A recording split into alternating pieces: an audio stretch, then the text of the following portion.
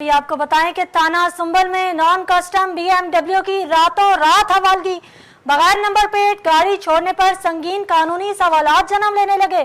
थाना संभल के रिकॉर्ड के मुताबिक 25 दिसंबर को नॉन कस्टम BMW गाड़ी जिस पर कोई नंबर प्लेट मौजूद नहीं थी पुलिस की तहवील में ले ली गई।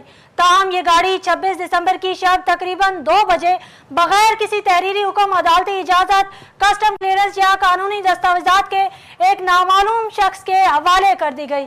इसी पर मजीद तफसीलात जान लेते हैं नुमाइंदा इस्लामाबाद तारिक नियाज चौधरी से। जी तारिक, बताइएगा ये क्या मामला है? ऐसा हुआ कि 25 दिसंबर को शाम 6 बजे एक गाड़ी एक प्राइवेट गैराज में रिपेयरिंग के लिए खड़ी थी BMW। उसके असल मालिक ने जब अपनी गाड़ी को देखा तो उसने फौरन 15 से कॉल की। पुलिस ने उसे थाना संभल में शिफ्ट कर दिया। लेकिन रात 2 बजे